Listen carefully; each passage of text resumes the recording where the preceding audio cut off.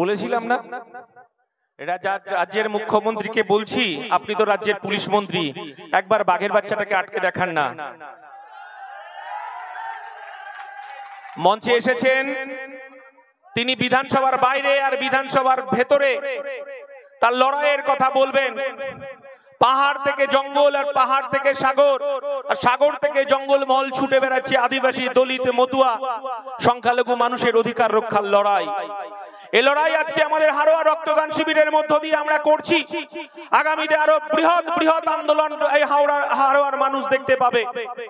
যে কথাটা বলছিলাম, আমরা বলছিলাম 2024 সালে আপনারা দেখলেন, ভারতবর্ষের মানুষ দেখলেন নরেন্দ্র মোদী আর অমিত শাহ কি বললেন, রাম মন্দির, রামকে সামনে রেখে, আমিও একটা হিন্দু পরিবারের ছেলে, আমারও ধর্ম হিন্দু, আর আমার রাম হৃদয়ে থাকবে, আর আমার রামকে রাস্তায় নিয়ে এসে তিনি বিক্রি করছেন।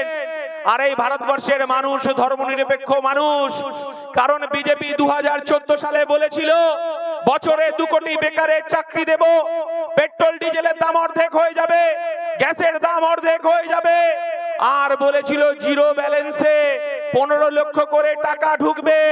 আমরা ভুলে যাইনি।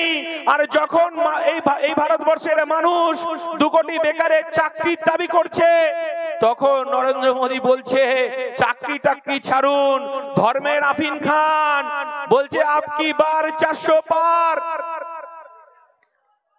আর ভারতবর্ষের মানুষ দেখলেন যে পেটে খিদে, ঘরে বেকারের জ্বালা, নরেন্দ্র মোদী আর অমিত শাহর গালে থাপ্পড় মেরে বুঝিয়ে দিলেন আপকি বার 400 পার নয়।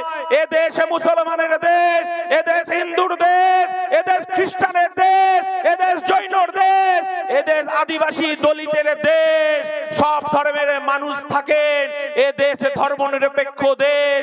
বিজেপির গালে থাপ্পড় মেরে 240-এ থামিয়ে দিয়েছেন। আর আমার বিজেপির মানুষ কন্যা, আরএসএস এর মানুষ কন্যা আমার মমতা বন্দ্যোপাধ্যায়, যিনি রেড রোডে নামাজের সময় বোরকা পরে, হিজাব পরে তিনি ইনশাআল্লাহ সুবহানাল্লাহ করে, আর পশ্চিম বাংলার মুসলমান মানুষ তিনি বলেন মমতা বন্দ্যোপাধ্যায়কে দিয়ে বিজেপিকে রুখবে। আর মমতা বন্দ্যোপাধ্যায় রাষ্ট্রীয় কোষাগার থেকে 400 কোটি টাকা খরচ করে দীঘাতে জগন্নাথ মন্দির তৈরি করলেন। কার টাকা? এই রাজ্যের মুসলমান আমার ভাইদের টাকা, আমার হিন্দুর ভাইদের টাকা, খ্রিস্টান, জৈন, আদিবাসী, দলিতদের টাকা। আর আমার মুসলমান ভাইরা যখন ঈদের পরে দীঘায় গেছেন, দীঘার পুলিশ তাদেরকে ফতোয়া দিয়েছে যে মমতা বন্দ্যোপাধ্যায় দীঘার জগন্নাথ মন্দির উদ্বোধন করতে এসেছেন, কেউ যেন ঘরের বাইরে না বেরোয়, মাছ মাংস যেন না খায়।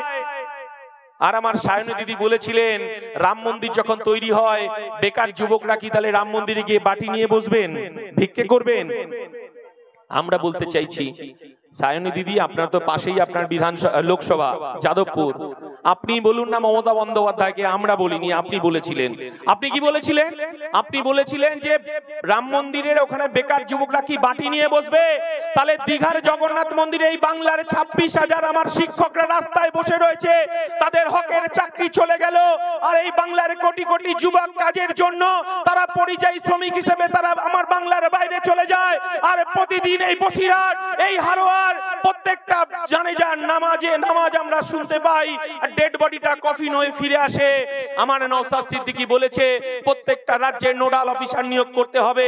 এই বাংলা থেকে পরিযায়ী শ্রমিক কারা কারা কাজে যায় তাদের নামের তালিকা তৈরি করতে হবে, তাদেরকে প্রত্যেক মাসে তাদের পরিবারকে 10,000 টাকা দিতে হবে। এটাই নওশাদ সিদ্দিকী, এটাই ইন্ডিয়ান সেকুলার ফ্রন্ট। আমরা এই কথা দৃঢ়তার সঙ্গে বলেছি।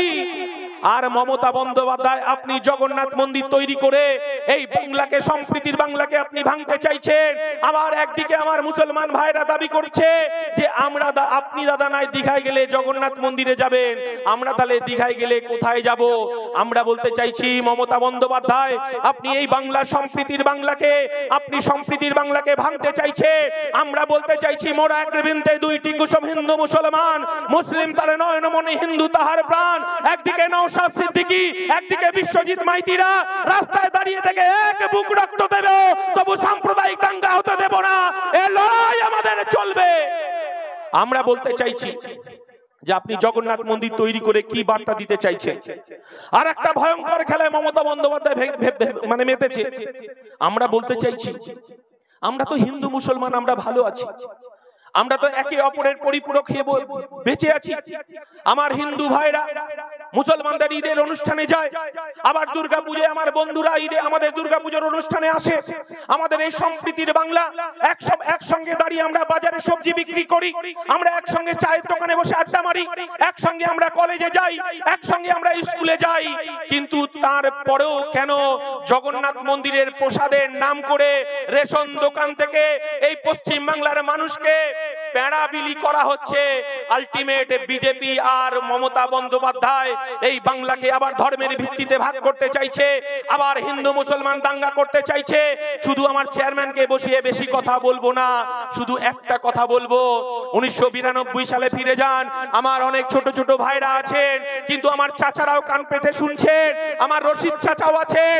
1992 সাল আমার ভারতবর্ষের প্রত্যেকটা রাজ্যে রাজ্যে আগুন জ্বলছে, উত্তরপ্রদেশে আগুন জ্বলছে, গুজরাটে আগুন জ্বলছে, তামিলনাড়ুতে আগুন জ্বলছে, কেরলে আগুন জ্বলছে, ওড়িশায় আগুন জ্বলছে, বিহারে আগুন জ্বলছে।